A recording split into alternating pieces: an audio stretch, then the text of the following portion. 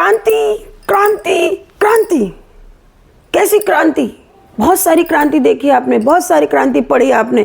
मैं आज आपको जिन क्रांतियों के बारे में बताने जा रही हूँ वो कभी आपने सोची भी नहीं होंगी कि मैं आपको कौन सी क्रांति बताने जा रही हूँ।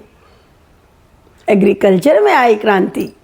देखिए आप, हमने बहुत सारी क्रांति पढ़ी है। क्रांति का मीनिंग क्या होता है? क्रांति का मीनिंग होता है जब किसी भी क्षेत्र में बहुत जल्दी हमें परिवर्तन दिखाई दे और हम बहुत जल्दी उसमें परिवर्तन करने के लिए अपने प्रयासों को तेज कर दें, हम उन पे ज़्यादा से ज़्यादा जोर डालें और जल्दी से जल्दी हम जो हमारा गोल है उसको अचीव कर लें, वो होता है क्रांति।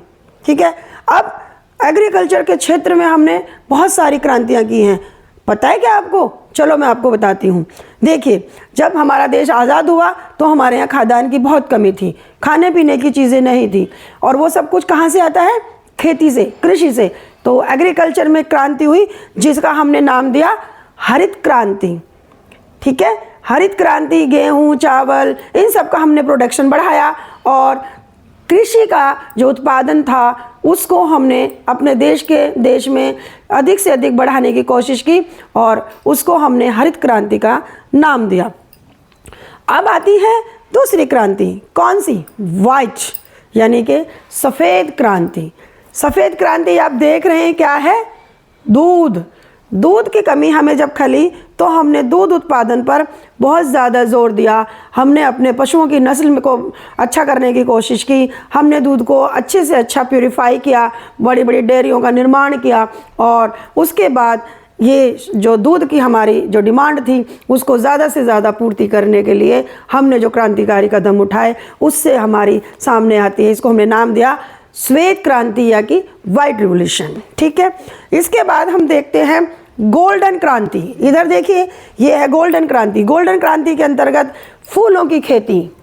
फूल ज़्यादा से ज़्यादा हमारे देश में आपने देखा हो फूलों की खपत होती है, पूजा में, पाठ में, डेकोरेशन में, सजावट में। तो हमारे यहाँ फूलों की खेती पर भी बहुत जोर दिया गया और इसके मतलब इसको उगाने में, इसकी मिट्टी कैसे तैयार होती है, इसमें जो जो चीज़ें, इसमें रिसर्च हुए और ज़्यादा से ज़्यादा किस्म के फूलों को हमने उगाना शुरू कर दिया। और इसके साथ ही इसी क्रांति में शामिल है हमारे दलहन, हमारी दालें जो कि प्रोटीन से भरी होती हैं, जो कि पौष्टिक होती हैं, जिनकी रिक्वायरमेंट हमारे देश में है क्योंकि हमारे यहाँ पॉपुलेशन ज़्यादा है।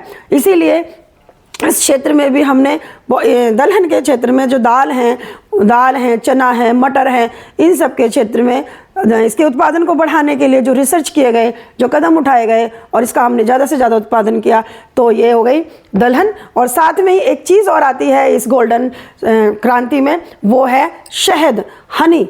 हनी को आपने देखा होगा शुगर की प्रॉब्लम बहुत है, लोगों को प्रॉब्लम्स हैं, तो चीनी ना खाकर मोस्टली लोग जो शुगर फ्री वाली बात करते हैं उसमें मोस्टली स्वीट्स हो गई, मिठाइयाँ हो गई और तरह की चीज़ें हैं। दवाइयों में शुगर, इसका हनी का काम यूज़ होता है।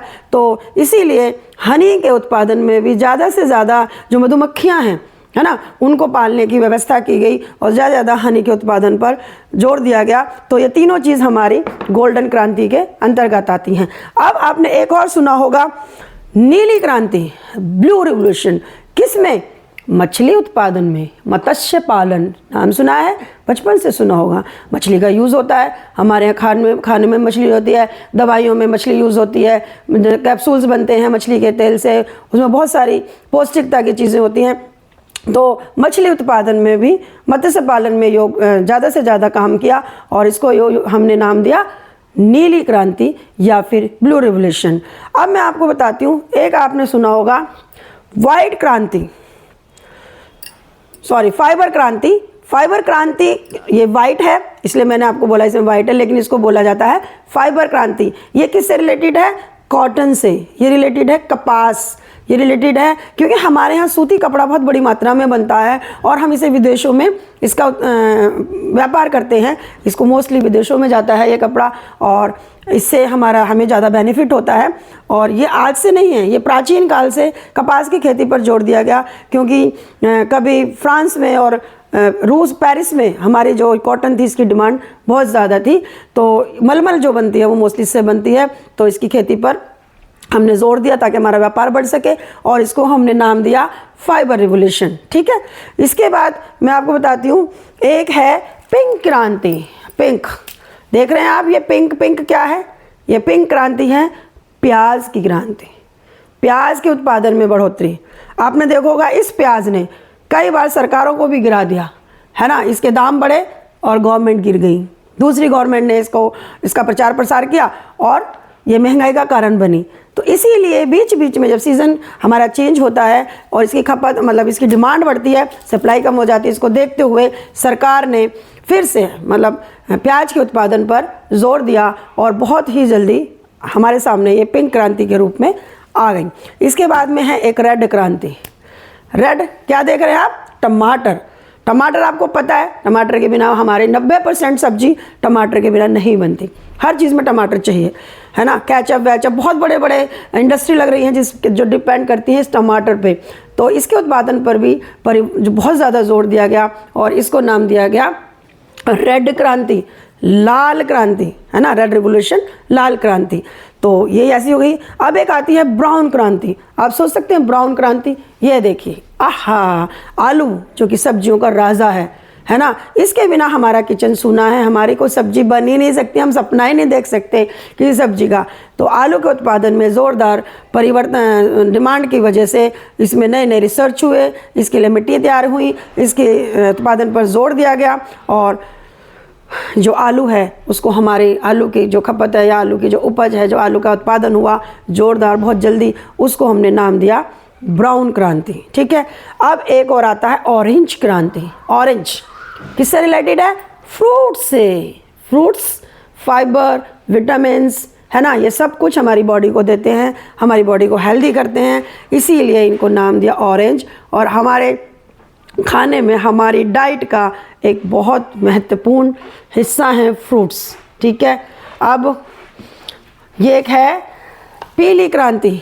पीली क्रांति यानी कि सरसों के जो तेल है उसकी जो वैरायटी है उसमें आपने देखा पीली सरसों होती है, काली सरसों होती है। और सरसों का तेल आज वापस से हम लोग रियलाइज़ करने लगे हैं कि रिफाइंड हमारी सेहत के लिए नुकसानदेह है और सरसों का तेल हम फिर से यूज़ करते हैं और फिर से वापस हम उसी जगह आ रहे हैं जो कि हम लोग पुराने अपने बुज़ुर्गों को देखते थे यूज़ करते हुए कि हमारी सेहत के लिए कौन सा तेल अच्छा होता है। अनुभव हमेशा हमें कुछ ना कुछ सिखाता है और ये सच्चाई है और वापस हम सरसों का तेल यूज़ करने लगे हैं। इसकी डिमांड को बढ़ते हुए जो सरसों की उत्पादन पर और इससे बने हुए इस तेल के लिए हमने इसको नाम दिया है पीली क्रांति। तो बच्चों आज मैंने आपको ये सब चीज़ें क्रांति के बारे में बताया। क्रांति यानी कि एग्रीकल्चर के क्षेत्र में हम लोग सेल्फ डिपेंड बने, दलहन में, फ्रूट्स में, वेजिटेबल्स में, मछली पालन में, हनी में, फूलों की खेती के लिए, मतलब जो जो हमारी रिक्वायरमेंट है, दूध जो कि हमारा बेसिक नीड है, जो जो हमारी बेसिक नीड है जीवन जीने के लिए, हमारे शरीर के लिए जो पौष्टिकता हमें इन सब कृषि से मिलती है, उसमें हर तरह की पौष्टिकता पाने के लिए अलग अलग फल, सब्जी, फ्रूट, सब आपका दलहन, अनाज खनाज सब के लिए हमने जो रिसर्च की, हमारे देश ने, हमारे साइंटिस्ट ने, हमारे जितने भी लोग थे और मेहनत कर रहे हैं और इसके जो उत्पादन में तेज़ी से परिवर्तन होकर इनको इसलिए क्रांति का रूप दिया क्योंकि हमारी रिक्वायरमेंट ऐसी बढ़ रही है और हम उसको धीरे धीरे कोशिश कर रहे हैं कि हमारा देश आत्मनिर्भर रहे और किसी दूसरे देश पर निर्भरता ख़त्म हो जाए। और इसके लिए मैं आपको 2 क्वेश्चन छोड़ती हूँ। एक क्वेश्चन कि ये जो श्वेत क्रांति है दूध से रिलेटेड है, सबसे ज़्यादा उत्पादन किस राज्य में दूध का होता है? ठीक है। और इसके लिए इसका आंसर आप मुझे कमेंट बॉक्स में देंगे। और इसके साथ ही कपास की खेती भारत में कब से शुरू हुई और इसके प्रमाण हमें कहाँ मिलते हैं? कपास बहुत पुराना है, प्राचीन काल से है, ये आप मुझे कमेंट बॉक्स में आंसर देंगे। आज के लिए इतना ही। लाइक, शेयर, सब्सक्राइब और थैंक यू।